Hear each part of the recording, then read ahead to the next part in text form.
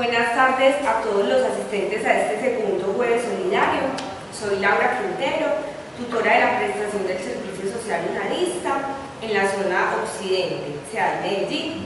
Les recuerdo que los jueves solidarios son una iniciativa del SISU para generar un espacio académico que sea al mismo tiempo una oportunidad para compartir conocimiento desde la solidaridad. Así que los invitamos a todos a participar activamente de él, ya que buscamos desde esta zona occidente que este sea un aporte al emprendimiento y la asociatividad como una apuesta autosostenible que integra la conservación del territorio como pilar del desarrollo regional. El tema que vamos a tocar hoy es la salud emocional, un tema que aporta al objetivo de desarrollo sostenible buena salud, y el ponente invitado es el doctor Elkin Emilio Villegas Mesa, psicoanalista y psicoterapeuta practicante, magíster en filosofía de la UPB, realizó estudios en maestría en ciencias sociales, psicoanálisis, cultura y vínculo social y de terapia familiar y de pareja de la UDA, psicólogo social de la UNAR, licenciado en historia y filosofía de la UDA, presidente de la asociación IPS, y también nos acompaña Cindy Ospina. Bienvenidos entonces y damos inicio. Bien. Gracias. Bueno, la idea es que conversemos un poquitico hoy, y bueno, digo conversemos, al menos en el inicio, no va a ser tanto conversación, sino como que hagamos una conversación simbólica. Yo voy a tratar de explicitar algunos asuntos que tienen que ver con la salud emocional y quizás al final entonces ustedes podrían tener algunas preguntas, algunos comentarios y podríamos aclararlos. A ver, con relación a este asunto de la salud emocional, incluso hace poco estuve haciendo como un rastreo en las redes sociales, en distintos medios, también por internet, en Google, Maps, etc. Y parece ser que esta expresión no es muy conocida. Es más conocida la expresión inteligencia emocional, que esa expresión por ahí hay un libro muy conocido que tuvo una gran acogida hace ya algunos años. Pero en mi caso no, y en la asociación IPS no estamos hablando de inteligencia emocional, sino de salud emocional. Ahora uno podría hacer una serie de distinciones entre inteligencia emocional versus salud emocional. Yo tengo la sensación de que cuando se habla de inteligencia emocional, eso tiene como un tinte un poco como del lado del mercantilismo, un poco como del lado del capitalismo. ¿En qué sentido? En el sentido de que es como si ahí existiera la presuposición de que si alguien tiene inteligencia emocional, entonces va a tener la posibilidad de tener más éxito en la relación con los demás. Y es más, si uno va un poquito más allá, uno podría decir de que en la lógica mercantil, para la comercialización de productos y servicios, casi que quien lo hace necesita de una inteligencia emocional, ¿sí? Es más, ustedes saben, a partir del bombardeo que de alguna manera han experimentado en la vida cotidiana, en centros comerciales, en todas partes, porque es que la lógica mercantil está regada por todas partes, y uno es objeto permanentemente, digamos, de un propósito mercantil. Entonces a uno le dicen, le echan argumentos, le dicen una cosa, le dicen la otra, y es un asunto que tiene como propósito convencer a la persona de algo para supuestamente mejorar su vida. Incluso en este momento acabo de recordar que una EPS en el medio tiene por nombre, por ejemplo, Salud Total. Y cuando uno escucha eso, cuando uno ve eso de salud total, uno inmediatamente piensa como en el componente, digamos, exagerado, porque es que realmente los seres humanos no podemos experimentar salud total. O sea, la salud en el ser humano siempre está asociada a la enfermedad. Y eso en el campo médico, o sea, quienes hacen investigaciones serias en el campo de la medicina, lo saben muy bien. En este momento pienso, por ejemplo, en ese texto de lo normal y lo patológico, en donde se combina lo normal y lo patológico en la experiencia humana. Entonces, aspirar a una salud plena, a una salud total, es prácticamente imposible.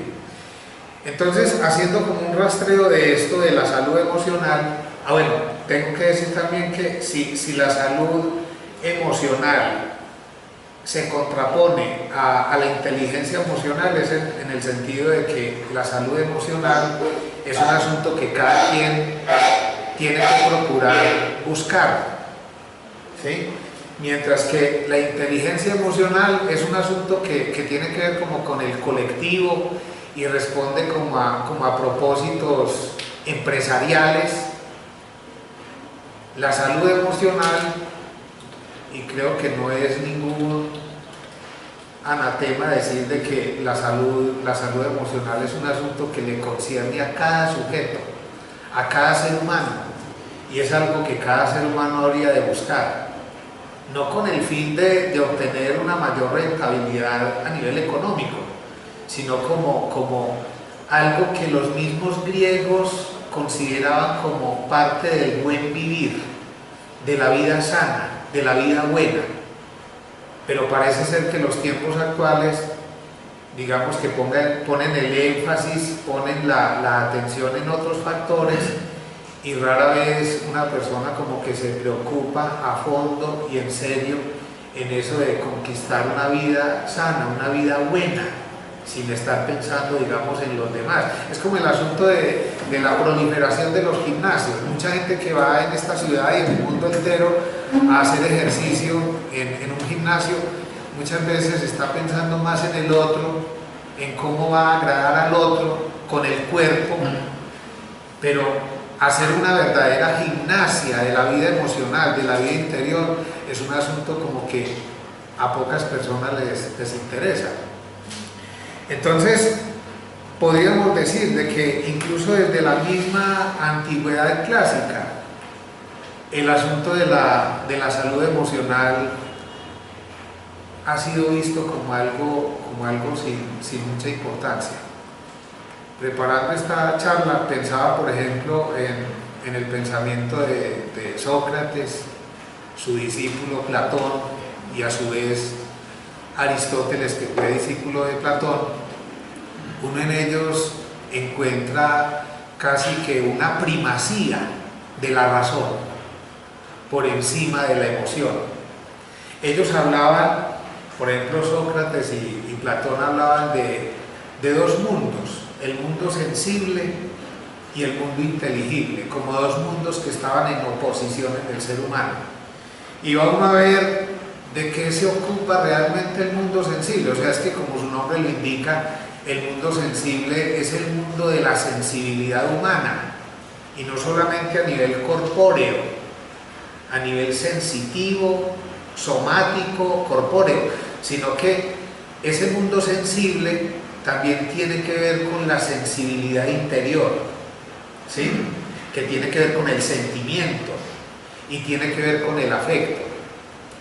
Y el mundo inteligible era un mundo muy, yo diría, muy sobrevalorado por los griegos.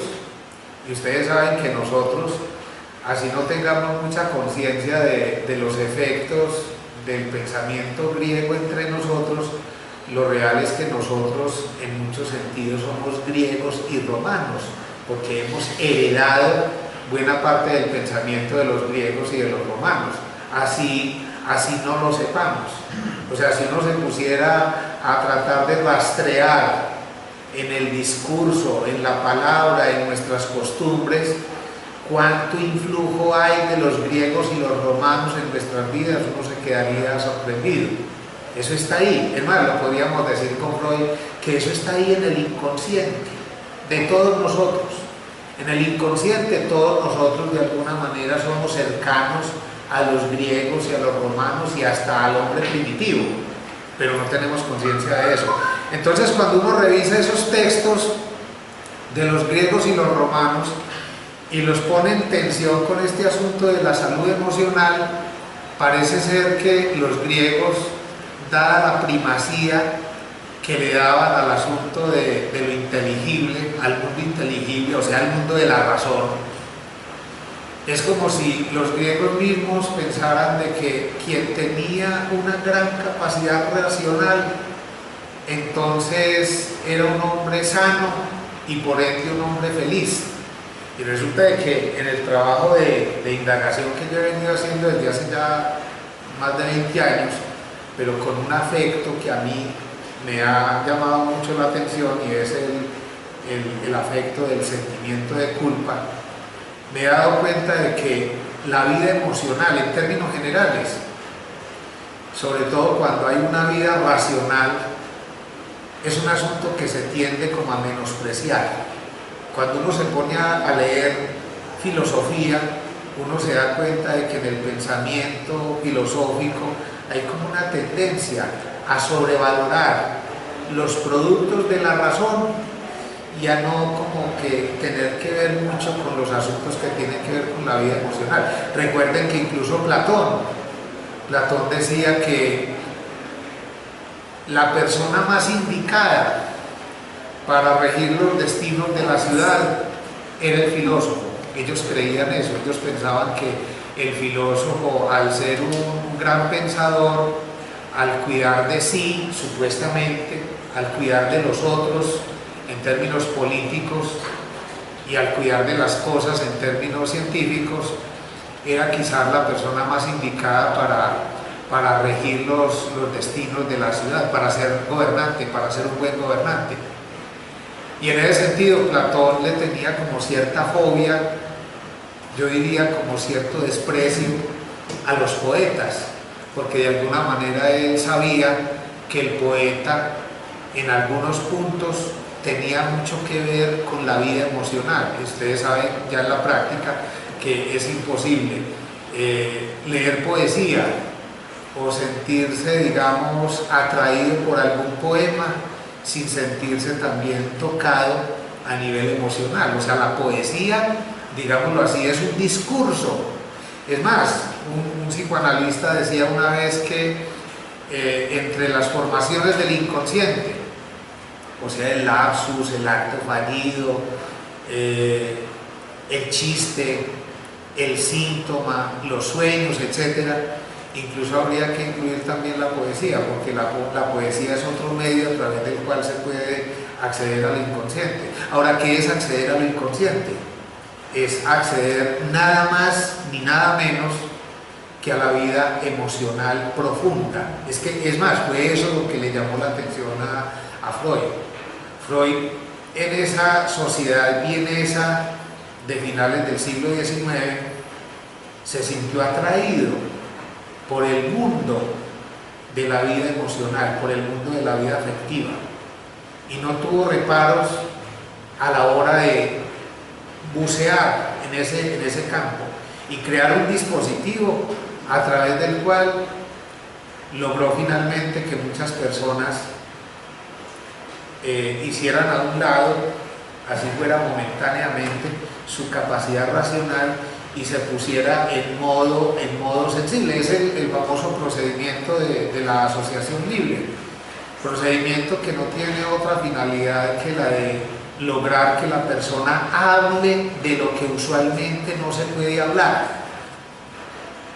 porque usualmente hablar de la vida emocional es algo que genera resistencia, es algo que la persona teme hacer porque cree que se van a burlar de ella, además porque la persona cree, y entre más racional sea, la persona cree que ya no debería de hablar de esas cosas que parecen como muy infantiles. Es más, Yo diría que en Colombia y en Latinoamérica, donde no hay tanta presencia de la psicoterapia y del psicoanálisis, es muy probable que tengamos serias dificultades a la hora de hablar de nosotros mismos en términos emocionales, porque ahí hay una gran resistencia. Es como si ser maduros, al menos biológicamente, trajera consigo la idea de que como ya tenemos cierta edad, entonces ya debimos haber superado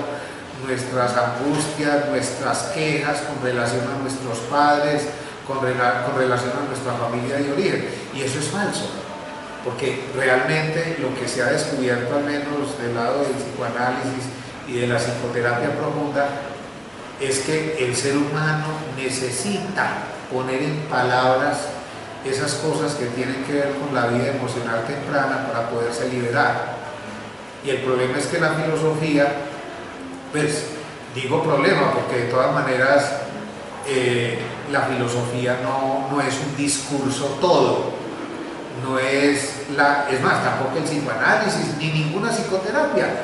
Los seres humanos nos las tenemos que ver con la falta en lo psíquico, con la falta en lo somático, en lo corpóreo, en lo social, en todos los sentidos. O sea, si hay algo que caracteriza lo humano, es precisamente la falta, la carencia, el hecho de que el ser humano nunca será completo, ¿sí? Así nosotros tengamos a veces la ilusión cuando nos enamoramos de que en un enamoramiento ya estamos completos, porque es muy común esa vivencia de la persona que está enamorada, creer que ya encontró su media naranja, y entonces a partir de ese hallazgo ya no tiene más nada de qué preocuparse, y sabemos que en la práctica concreta, en la experiencia, eso no es real, porque una vez cae, digamos, el enamoramiento, vuelve y se acomoda, o vuelve y se instaura la falta como malestar o como dolor de existir.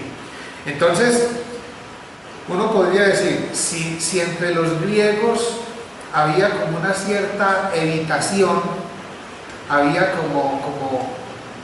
un cierto mecanismo de defensa por parte del filósofo para vérselas con el mundo de lo emocional, ¿qué decir, por ejemplo, de otras épocas que siguieron a esa? Uno bien podría pensar, por ejemplo, en los primeros cristianos, en el cristianismo primitivo.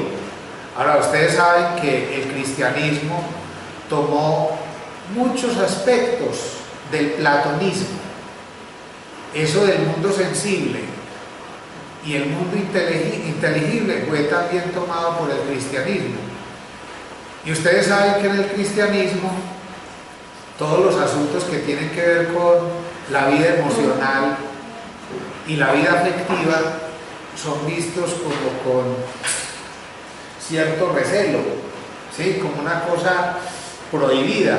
Incluso ahorita pensaba que en los escritos inspirados por el apóstol Pablo y en algunos pasajes bíblicos se habla de los tres enemigos del creyente o del cristiano. Ustedes seguramente lo recuerdan, que dice que el demonio, el mundo y la carne. Pues la carne ahí tiene que ver con la sensibilidad, o sea, la carne tiene que ver con eso del mundo sensible. Entonces también en el cristianismo uno ve que los asuntos que tienen que ver con la vida emocional, los asuntos que tienen que ver con la vida afectiva, son asuntos que se ven como no del todo convenientes para el ser humano. Es como si ahí hubiera una ilusión, la ilusión de que el ser humano puede ser plenamente feliz si se pone en contacto con un mundo de las ideas, con un mundo, digamos, de la contemplación, y como si al ser humano le quedara relativamente fácil renunciar al mundo de la sensibilidad, al mundo del afecto, o mejor dicho, al mundo de las afecciones del alma, porque hay que decirlo así, todo lo que tiene que ver con el afecto todo lo que tiene que ver con el sentimiento, todo lo que tiene que ver con la vida emocional, se podría inscribir ahí dentro de esa categoría de las afecciones del alma. Parece ser que el ser racional ve en el mundo emocional como una especie de afección que tendría que evitar a toda costa.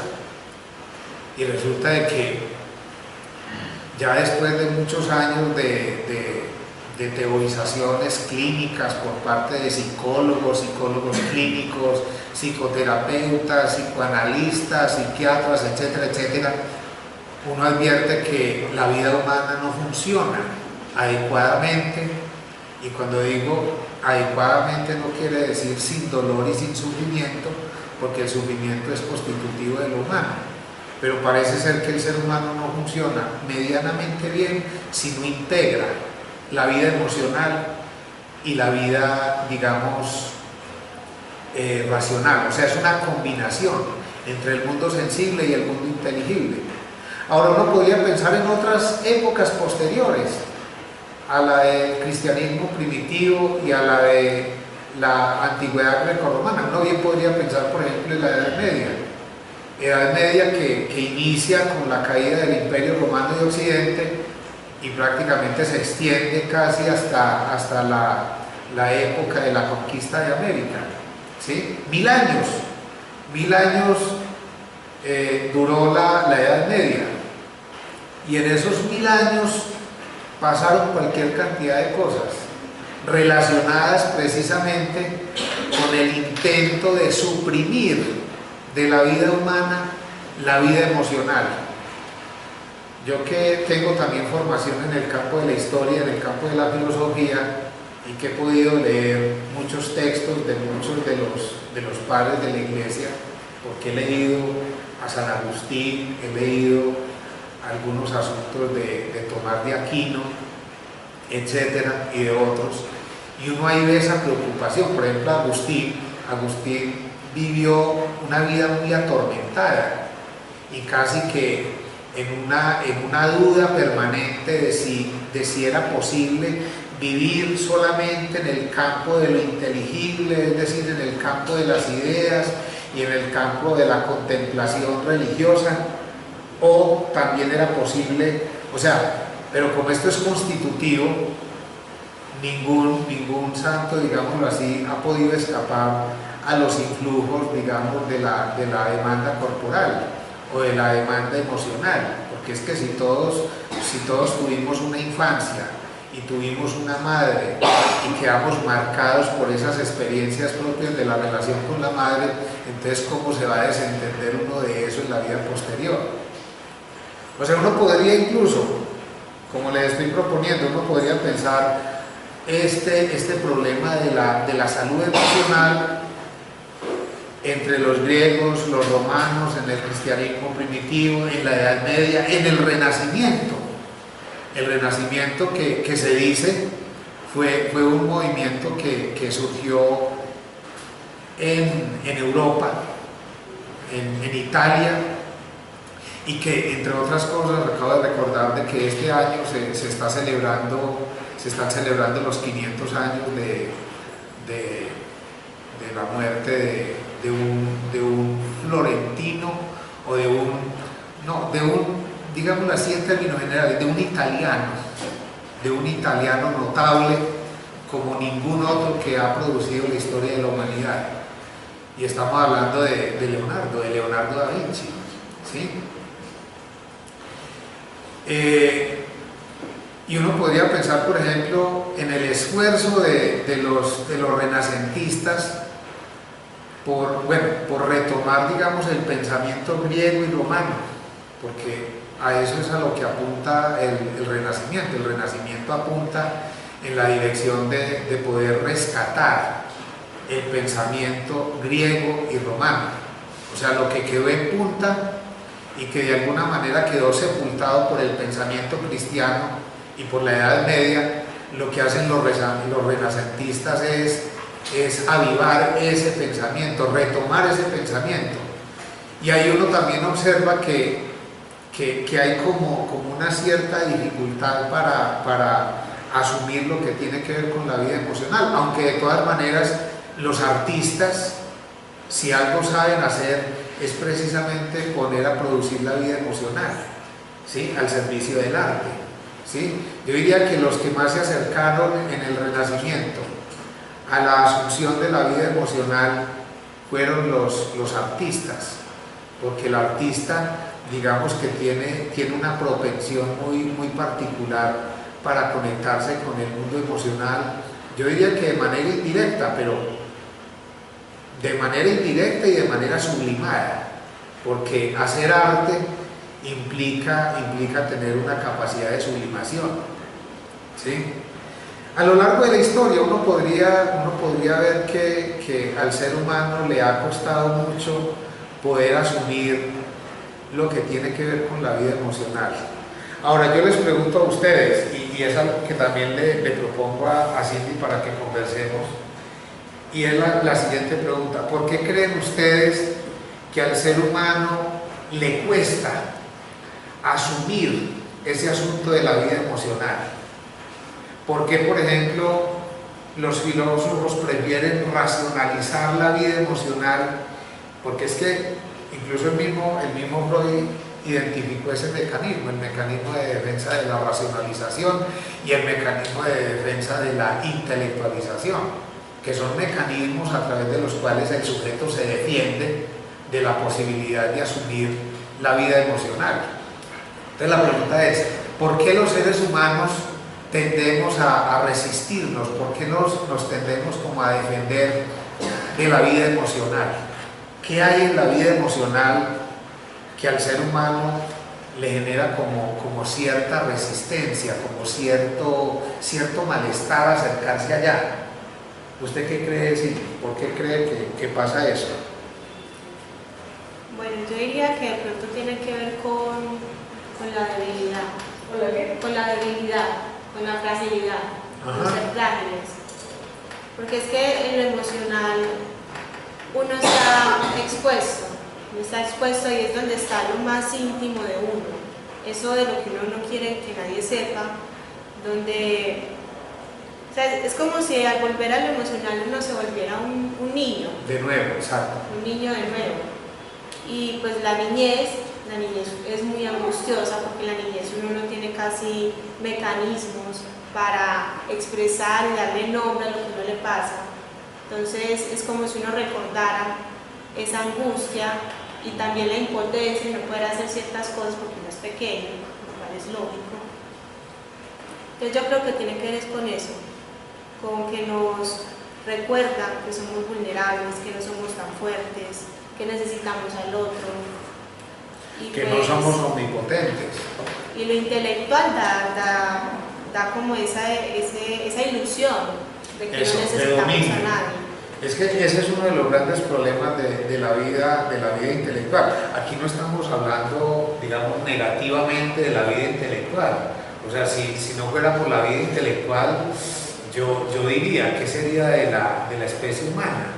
Porque es que a través del pensamiento los seres humanos hemos aprendido a realizar incluso nuestros impulsos básicos. O sea, a través del pensamiento hemos aprendido a crear y a hacer multitud de cosas. Es que casi que todo lo existente, uno podría decir, es fruto de la capacidad de crear que el ser humano tiene. Pero también hay que tener en cuenta de que esa capacidad de crear tiene que ver, es que la capacidad de crear es como la opción que el ser humano tiene de convertirse en Dios. Por eso a todos los grandes creadores en el campo de la literatura, el arte, la ciencia, la filosofía, en cualquier campo, usualmente el creador genera ¿qué? Admiración, genera respeto. Y es que el creador de alguna manera emula la divinidad con su acto creador. Y si hay algo que un niño experimenta con angustia, es ver que él es fruto de la creación de sus padres, pero él está casi que manivacío, y eso angustia mucho, ¿sí? Porque no puede hacer casi nada con los pocos recursos de que dispone. No puede hablar, no se puede desplazar. Muchas son las cosas de las cuales un niño está privado. ¿Tú ibas a decir algo? Sí, con respecto a la pregunta y a lo que ella decía, de que somos frágiles, pero que también culturalmente nos han enseñado a que seamos también frágiles, tampoco nos han dado como esa posibilidad, no nos han alimentado como esa parte de la fortaleza. Y obvio, los grandes pintores, los grandes artistas manifiestan sus emociones a través del arte, pero cómo lo hicieron también, cómo pudieron reconocer que de ahí se elaboraban esas emociones. Yo siempre entro en conflicto como con eso, porque esa es la pintura de aquel que elaboró sus emociones. ¿Cómo voy a interpretar yo las emociones de él? Cuando alguien a mí me dice, es que esta pintura refleja esto, yo digo, ¿usted quién me dijo que era eso? Si está plasmada son las emociones de la otra persona. Entonces, culturalmente a nosotros nos han enseñado también esa fragilidad, no nos han enseñado a ser fuertes, a que las debemos expresar, a que si no somos capaces lo podemos decir, ¿sí? Entonces, cuando somos niños es cuando más nos atacan y cuando más nos limitan esa parte también a expresar esas emociones. Usted dice una cosa que es muy importante, y es que es cierto, en nuestro medio, y yo diría que esto tiene mucho que ver con la lógica mercantil, y tiene mucho que ver también con los efectos de la modernidad y de la posmodernidad. Hay una expresión, por ejemplo, en la lógica de la modernidad, que es la de lo instrumental. O sea, la razón instrumental hace parte constitutiva de la modernidad. Y es una razón que de alguna manera se olvida o ha pretendido olvidarse de los asuntos que tienen que ver con la vida emocional, ¿sí? Y es cierto lo que usted dice, o sea, a mucha gente le parece problemático eso de expresar la vida emocional, ¿sí? O sea, y ver que la persona que expresa lo emocional a la larga tiene más poder que el que no, ¿sí? O sea, la gente que no tiene la capacidad para expresar sus emociones usualmente vive sola, se siente aislada, no es capaz ni siquiera de hacer amigos, de hacer lazos sociales. Es que eso que se conoce con el nombre de vínculo social o de lazo social es un asunto que tiene que ver con una competencia emocional, ¿sí?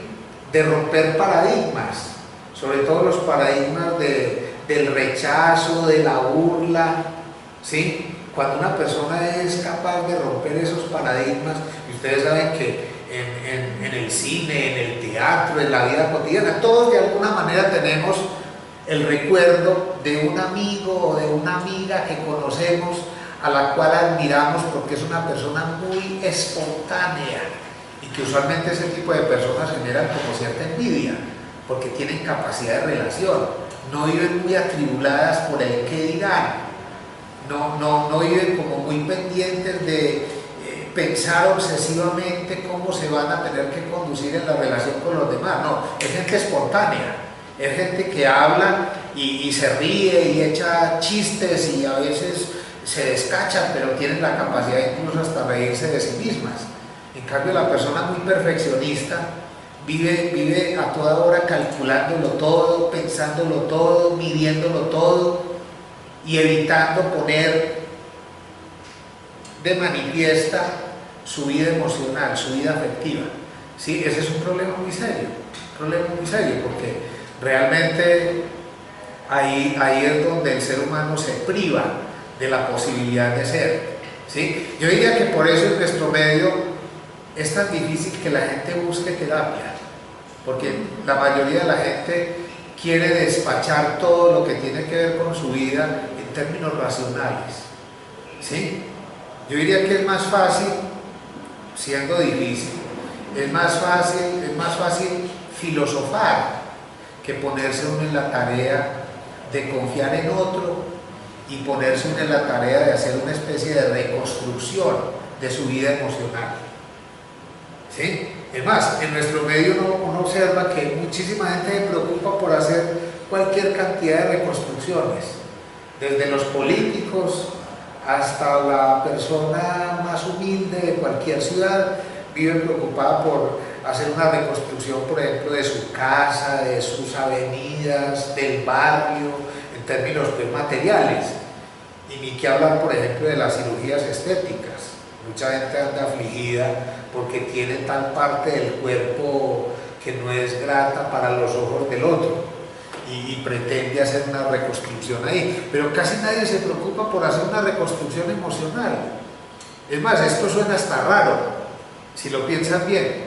Alguno de ustedes puede estar ahí pensando reconstrucción emocional y esa vaina ¿cómo se hace? O sea, ¿cómo entender eso de hacer una reconstrucción emocional? ¿Te ibas a decir algo? Sí, que yo en mi vida personal he llegado a una conclusión bien práctica frente a este tema. Y se me ocurrió algún día caminando, y es lo siguiente: si no hay vulnerabilidad, no puede haber creación. O sea que es una forma de honrar esa vulnerabilidad, porque es lo que me permite a mí recrear mi vida, volver a crear cosas. Pero parece ser que es horroroso, y en los tiempos actuales. En los tiempos actuales casi que uno podría decir de que hay una especie de pandemia, o sea, de patología colectiva, que tiene que ver con la evitación de la vulnerabilidad. ¿Sí? Incluso hay gente que evita enamorarse, porque es que enamorarse es una experiencia de la vulnerabilidad. ¿Sí? Darle a conocer a otro mis debilidades. O sea, es que nos hemos vuelto hasta malos amigos, porque es que racionalizamos tanto, y yo diría desde esa lógica mercantil, de que el otro nos vea bien, que a veces hasta a los más allegados, que a los mejores amigos, les decimos mentiras. Cuando estamos mal, les decimos que estamos bien. Y eso es muy charro, porque quiere decir que nos volvimos tan desconfiados, que ya ni siquiera a los supuestos amigos les damos a conocer cuando estamos mal. O sea, es que el horror parece ser que tiene que ver es con eso de ser vulnerable. Elkin, además de otro punto, con tanta balanza, pues con respecto a los coaching, ¿cierto? Y tanto en internet como físicamente, como en las familias, uno no puede seguir. No puede, por ejemplo, yo no puedo llegar, ¡ay, qué rabia con ese chofer! ¿Sí o no? Que casi nos mata, que no qué. No te dé rabia. Eso es de gente primitiva, no, es que te vas a enfermar, te vas a ver que, ¡ay, estoy rabia, no sé punto! Pues, mire, usted acaba de tocar un tema puntual. Y no sé si algunos de ustedes, vieron hace poco en un programa de televisión en Colombia, creo que fue el Séptimo Día, que pasaron toda una indagación que hicieron los periodistas del Séptimo Día con relación a esto del coaching, y descubrieron cosas bien importantes. Y creo que tiene que ver con lo que usted acaba de mencionar, porque es que la lógica de los coaching es producir hombres y mujeres insensibles. Yo diría, gente, como diría la filosofía, yo diría un poco de manera pretenciosa, pero no de manera real, que los seres humanos seamos imperturbables. No, los seres humanos tenemos que ser, y somos, es que no es que tengamos, sino que esa es nuestra constitución. Los seres humanos vivimos perturbados por muchas cosas. Que hoy día tengamos dificultades en asumir eso es otra cosa, pero es terrible encontrar gente que vive haciendo todos los días esfuerzos por reprimir eso, por reprimir, digamos, cierto grado de molestia. Es que aquí no estamos haciendo apología, digamos, a la mala educación y a las malas costumbres, pero tampoco podemos pensar que la vida humana buena es aquella en la cual el ser humano vive como un robot, permanentemente tratando de suprimir emociones que son esenciales para vivir y para relacionarse con el otro. Es que la tristeza es normal, cierto grado de enojo es normal, pero nos hemos vuelto tan intolerantes con eso que le pedimos, nos pedimos a nosotros mismos y le pedimos al vecino que se comporte siempre de la manera más puestecita, de la manera más racional y controlada posible. Mire, esto ha dado lugar a múltiples problemas en la vida cotidiana, ¿sí? Ya en los preescolares uno encuentra unas profesoras totalmente incapaces de lidiar con la espontaneidad de los niños. Es que el niño se enoja y le da por morder a los compañeritos. Hombre, es que eso es propio de los niños. Y entonces, ¿qué esperamos de un niño de 3 añitos? Que sea un niñito allá sentado en la banquetica y esperando a que la profesora de preescolar llegue para recibir la clase. Eso no existe en la realidad. Y a mí me parece que eso es una agresión con la infancia. Pretender que los niños no sean espontáneos, que no se agredan, que no jueguen bruscamente, eso es normal. O sea, estamos llenos de tabúes con relación a la agresividad humana. Y ni qué hablar, por ejemplo, en el ámbito relacional, por ejemplo, de las parejas y de las familias. Cantidad de relaciones se acaban hoy día porque vivimos llenos de quejas con relación al otro. Es que me miró de tal manera, es que me respondió con un tonito. Esa es una frase muy común en la vida cotidiana, que es que a mí lo que no me gusta es el tonito. Pues es que el tonito, yo aquí por ejemplo le estoy poniendo una entonación a mi discurso que alguien podría decir, alguien bien sensible podría decir, yo para enojado, está berriondo. Y no, yo hablo de manera entusiasta, y yo sé que el entusiasmo requiere de cierta dosis de agresividad, porque cuando una persona habla sin entusiasmo y tratando a toda hora de reprimir los brotes de agresividad, habla demasiadamente pasito y como con miedo y creyendo de que si de pronto sube un poquito el tono de la voz va a acabar y va a destruir el mundo. Ese es un problema muy serio. Es más, es que yo diría que en los tiempos actuales esto de la salud emocional más bien poco se da. Y se da más bien poco porque es que la dinámica individual, familiar y social apunta en la dirección de algo que Freud llamaba represión de la agresividad. Y claro, cuando uno vive reprimiendo la agresividad, no se da el lujo ni siquiera de subir y bajar el tono de la voz.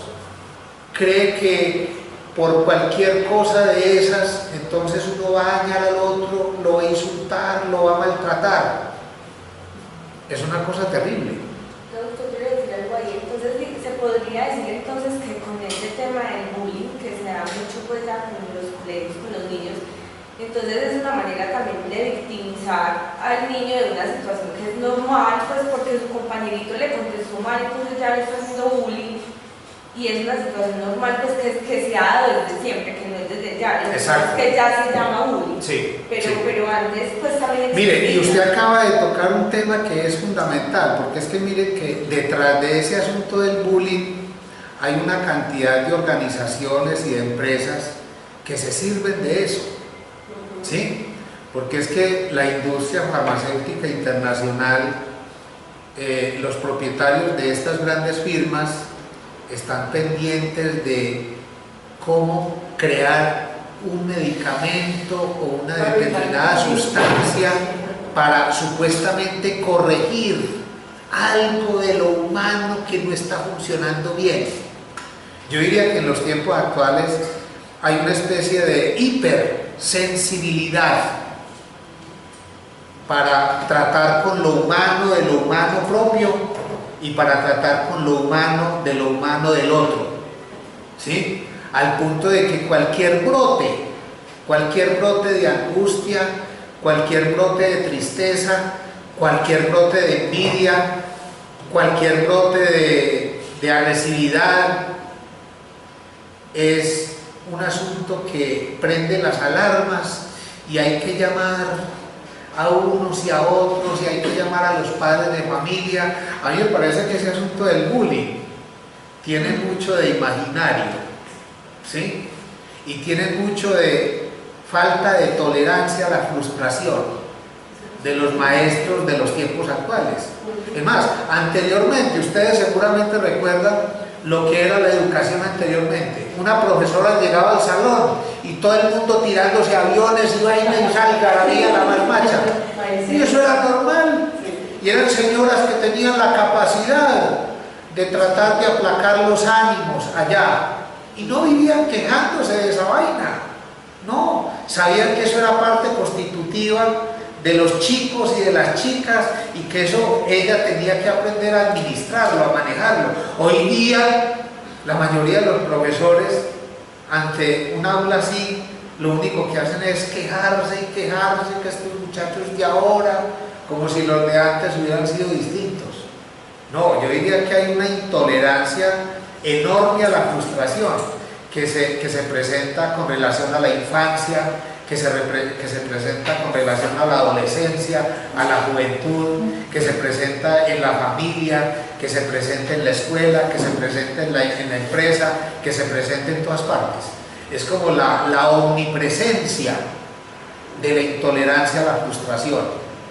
Es como si aspiráramos a un mundo feliz, como decía Aldous Huxley, un mundo feliz sin agresividad, sin excesos de nada, y en donde la presencia de los excesos inmediatamente la tuviéramos que combatir.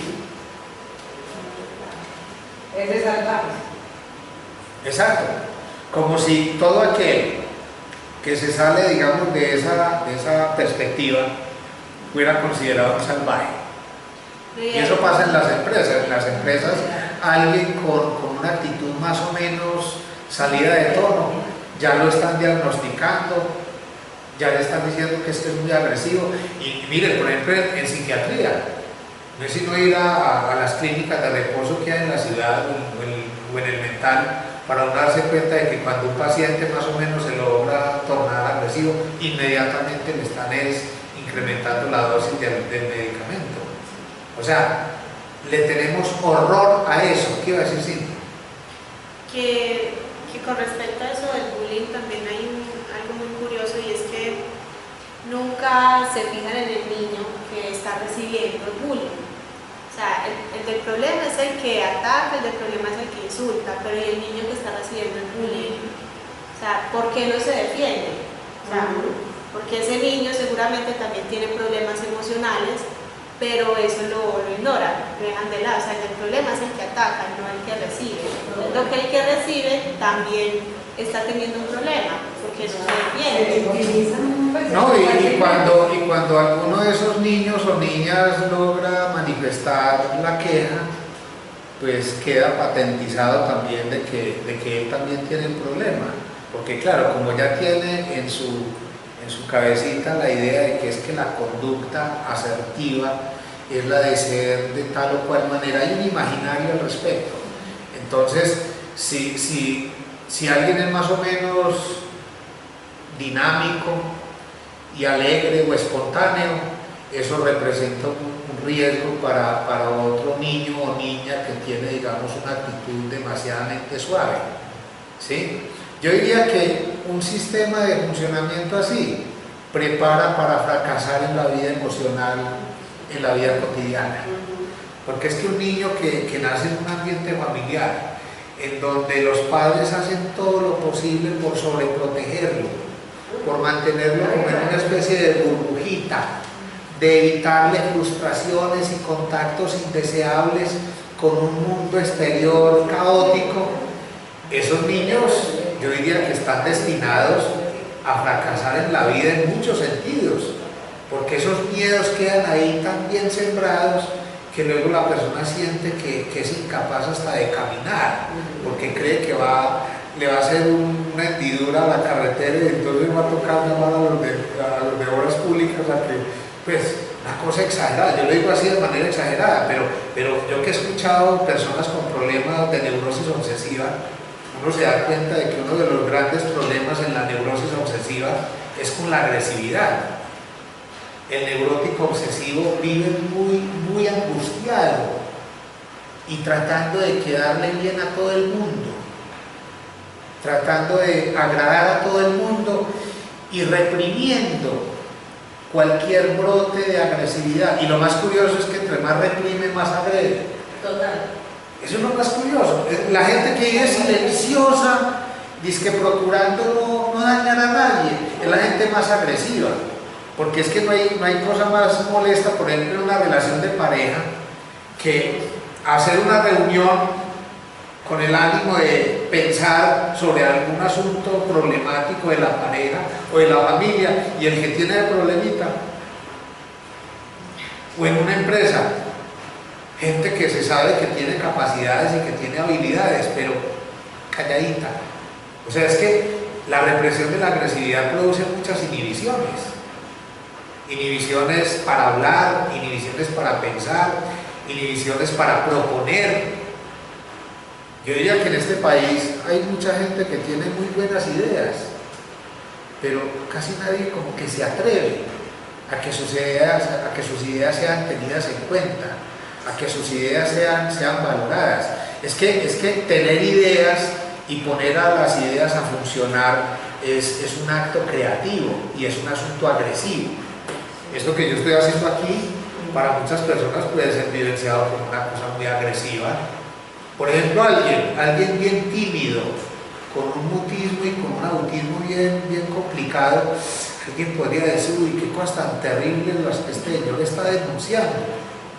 No, o sea, es que del lado de la psicología, del lado de la psicoterapia, del lado del psicoanálisis, uno se tiene que declarar, digamos, partidario de los usos de la palabra.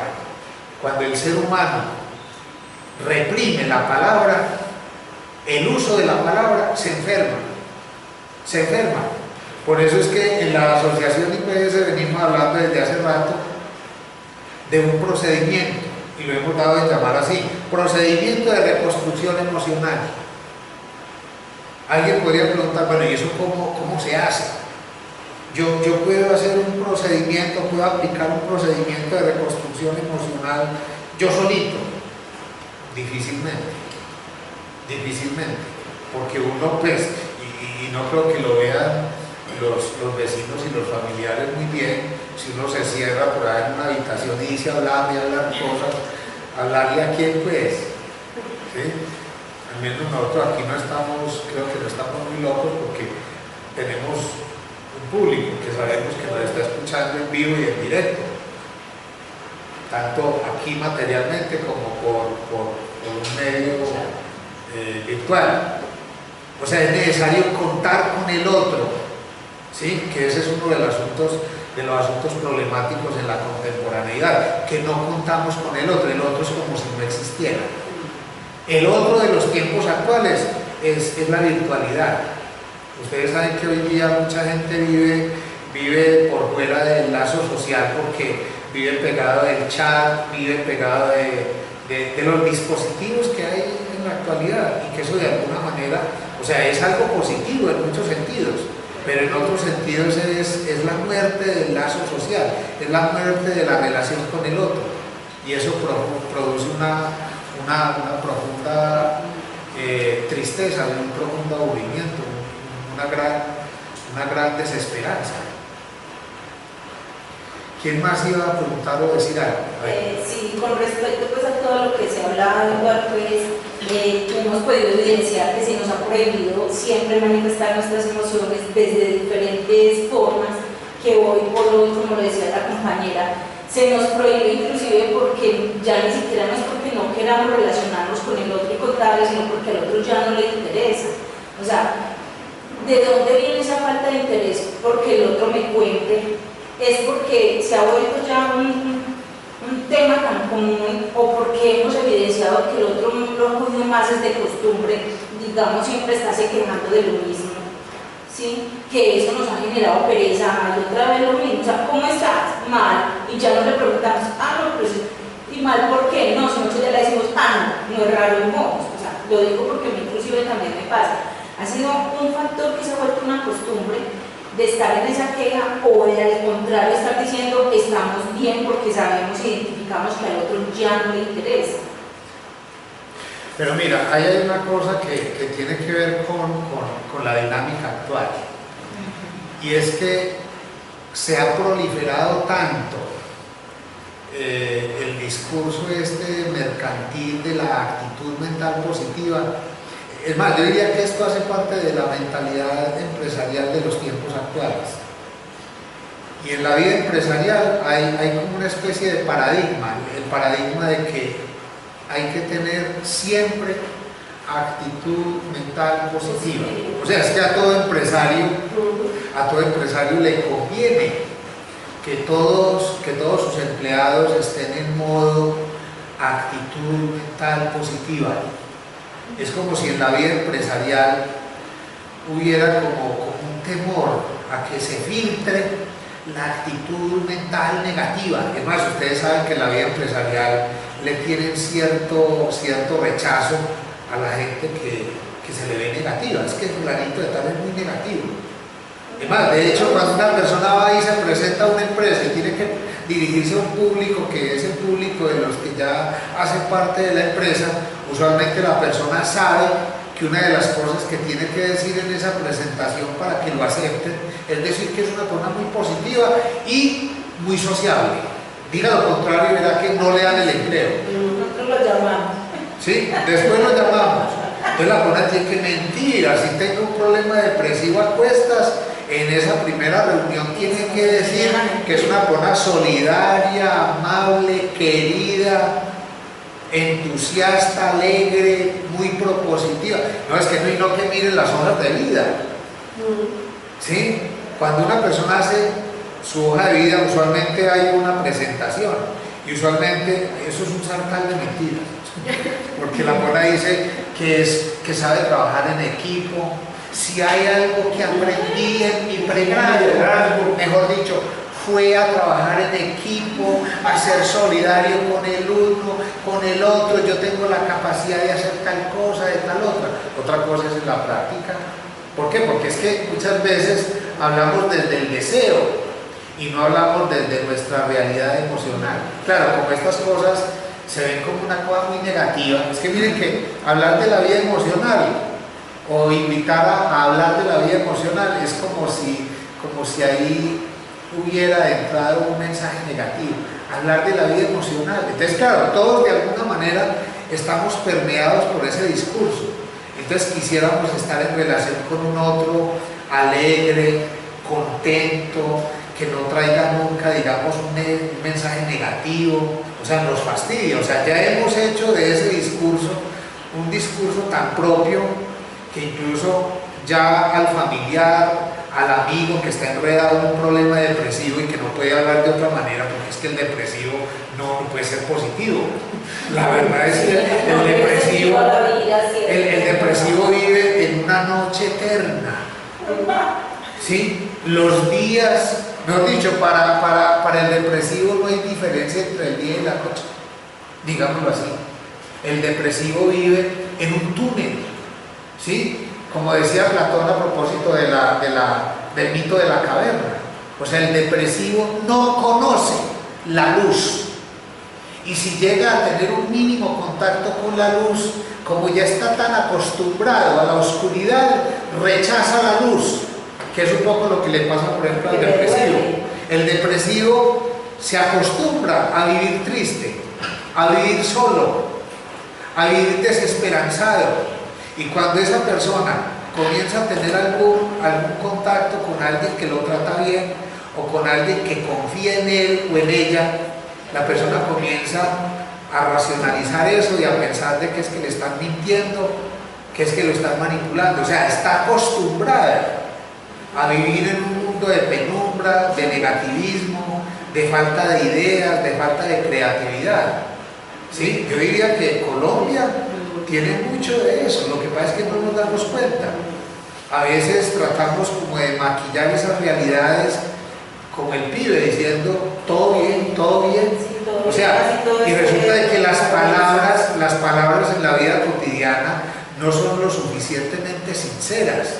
O sea, es que hemos aprendido a tener un uso de la palabra que sea un uso, no un bien decir en la palabra, sino un decir mentiroso, un decir que conviene al otro y me conviene a mí para que el otro me acepte, pero no hemos, en los tiempos actuales uno no ve que la gente se arriesgue en eso de ser sincera, porque es que esto de la reconstrucción emocional requiere de un grado alto de sinceridad. No es engañarse. O sea, si yo he tenido una infancia con muchas dificultades en la relación con mis padres, y mis padres, por ejemplo, se separaron, y yo eso lo viví en la infancia temprana como una cosa traumática, yo no puedo desconocer esa vaina. Yo lo que tengo que hacer es hacer una reconstrucción de eso, una elaboración de eso, que me permita ver eso desde una óptica distinta, ojalá con ojos distintos. Es que, es más, yo puedo decir de que en eso del procedimiento de reconstrucción emocional, lo que a diario constato, y a mí no me genera sentimiento de culpa llevar a las personas a tratar de hacer esa reconstrucción emocional. ¿Por qué? Porque estoy convencido en mí mismo, y estoy convencido a partir de los logros que se han obtenido por otras personas, de que cuando alguien se atreve a hacer eso, usualmente, como pasa en toda intervención quirúrgica, ¿sí? Una intervención quirúrgica usualmente duele, pero después de los efectos postoperatorios viene la tranquilidad. O sea, las cirugías no se hicieron para crearle mortificaciones a las personas.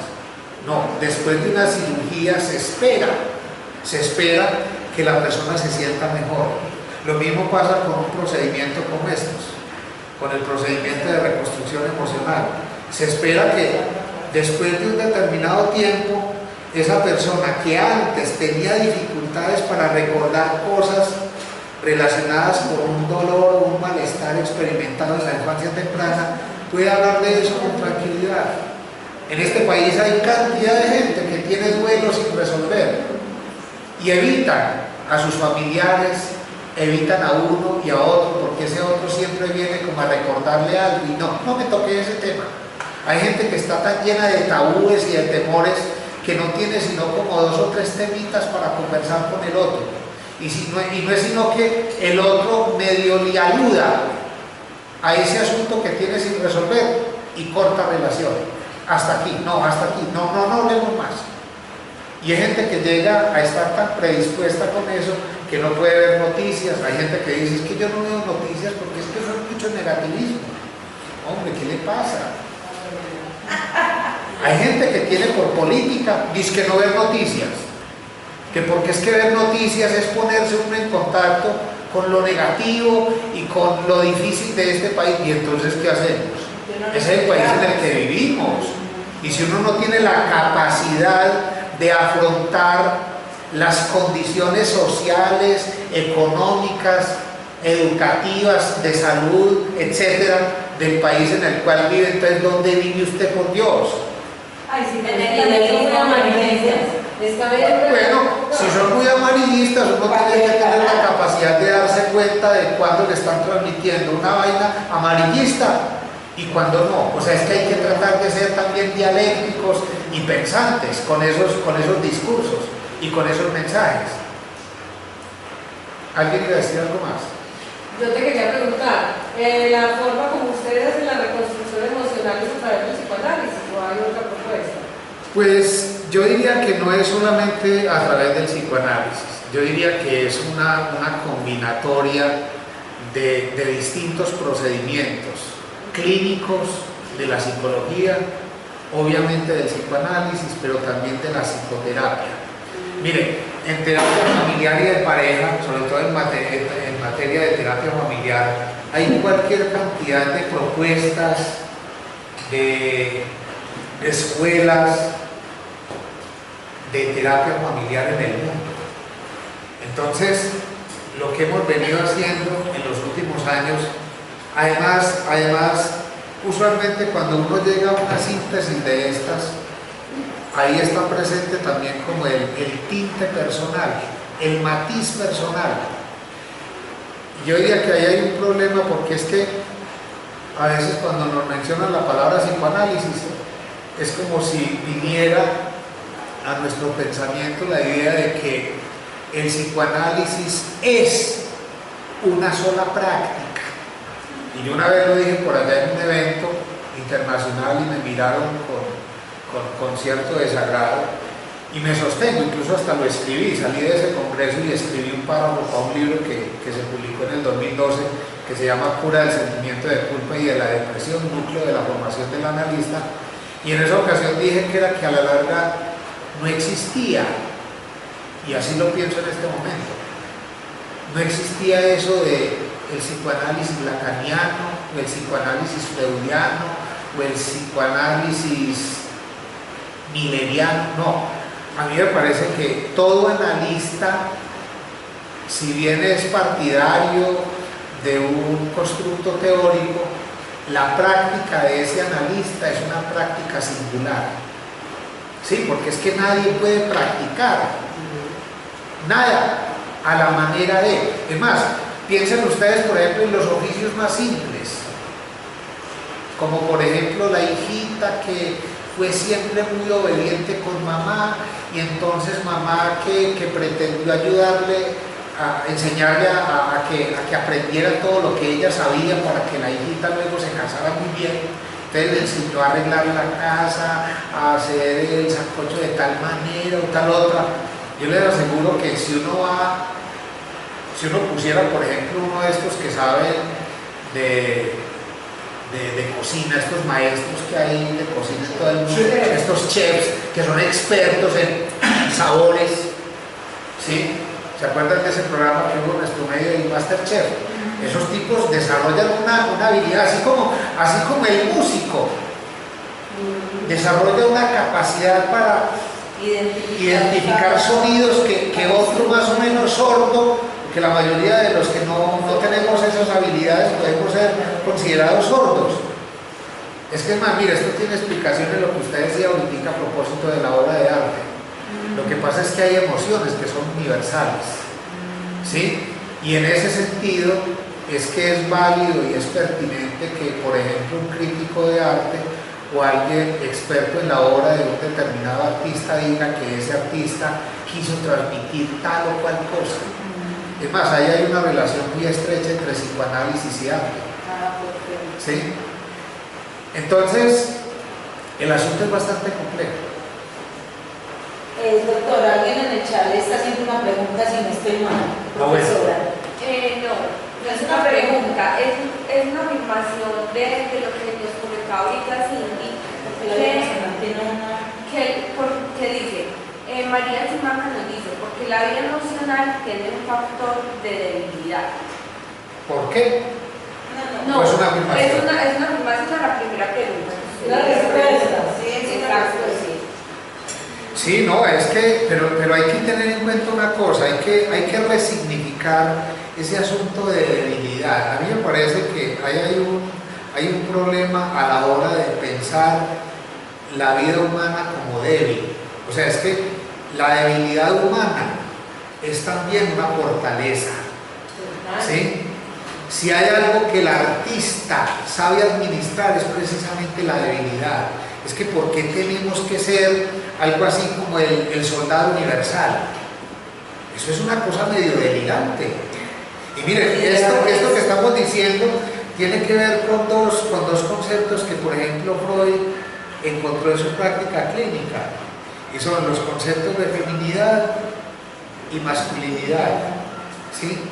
En donde en el concepto de masculinidad se ve como la invitación a ser fuertes de manera sostenida, y resulta de que los seres humanos, así como somos seres que nos angustiamos, que sentimos tristeza, también somos seres débiles y no omnipotentes como a veces pretendemos serlo desde el punto de vista de una masculinidad solo imaginable en alguien que está más o menos deschavetado, porque lo real es que los seres humanos, hombres y mujeres, somos femeninos y masculinos.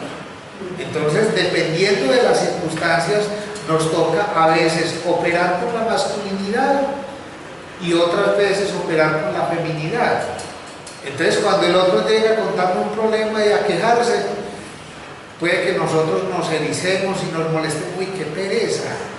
Y a uno le dan ganas como decirle, no, sea fuerte, no se queje, pero uno desconoce realmente el estado por el cual el otro viene pasando, Sí, yo creo que con los amigos a veces nos comportamos como la profesora de preescolar que no es capaz de tolerar esos brotes, digamos, de dinamismo de los niños. Yo creo que en la vida cotidiana a todos nos pasa eso, no tenemos tolerancia con nuestros propios problemas. Y claro, si no tenemos tolerancia con nuestros propios problemas y debilidades emocionales, mucho menos vamos a tener tolerancia con los problemas de los demás, porque es que quisiéramos vivir en un mundo feliz, sin fisuras, sin ningún tipo de grietas. Es más, mucha gente se separa hoy día porque dice, no, es que yo no fui capaz con los problemas de esa mujer, o yo no fui capaz con los problemas de ese hombre. Yo creí, cuando me conquistó, que era tipo que tenía la vida resuelta. Es más, ustedes saben que existe esa expresión en la vida social. Encontrar a alguien que tenga la vida resuelta. Ese es un ideal, parece ser femenino, de muchas mujeres quisieran encontrar un hombre que tenga ya la vida resuelta. ¿Y eso qué significa? Que tenga dinero, que ya tenga hijos, que no haya que tener hijos con él, porque ya él los tiene. Mejor dicho, un hombre maduro. Y resulta de que ese hombre maduro, de 50 o 60 años, así tenga todos los millones del mundo, no es maduro a nivel emocional. Es que el problema es que a veces confundimos la madurez física con la madurez emocional. O sea, una persona puede ser muy madura físicamente y muy poco a nivel emocional, porque es que los seres humanos nos resistimos a madurar en términos emocionales. Por eso es que aquí estamos planteando este asunto de la reconstrucción emocional. El procedimiento de reconstrucción emocional es para verdaderamente ser maduro. O sea, es imposible que alguien sea maduro sin haber hecho primero un trabajo de reconstrucción de su vida emocional. A veces creemos que ser maduro es una cosa de palabra. No. La madurez emocional se mide por la calidad de las respuestas que le damos al otro en medio de la dificultad. O sea, la persona madura en términos emocionales se conoce en medio de la dificultad. Es que cuando todos tenemos dificultades, ahí es que se nos sale el niño o la niña. Hay gente que incluso dice que es atea y en medio de un temblor de tierra son los primeros en arrodillarse. Pues disculpa, que también hay que agregar que la mayoría de los escritores, guionistas, películas, está involucrado el arquetipo del héroe. Entonces nos han vendido esa idea de que tenemos que ser héroes. Exacto. Y yo diría que eso ha hecho mucho daño, porque es que el arquetipo del héroe es el arquetipo, digamos, de aquel que no sufre, de aquel que no llora, de aquel que no es sensible, de aquel que niega lo emocional y que es como un robot. No, ese no es el ser humano. El ser humano no opera así.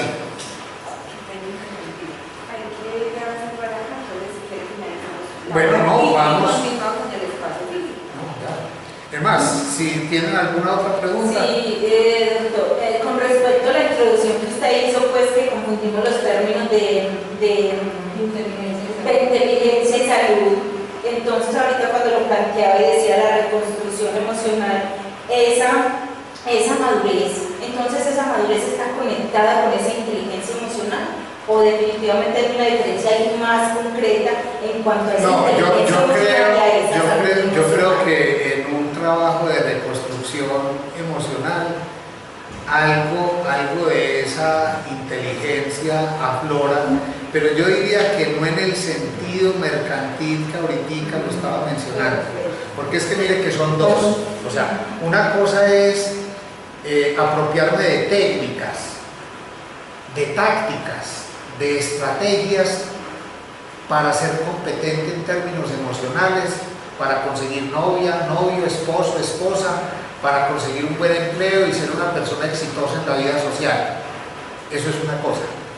Y otra cosa es que yo conquiste, digamos así, a mí no me gusta realmente esa expresión de inteligencia emocional, porque para mí eso está como cargado de esa salecita mercantil.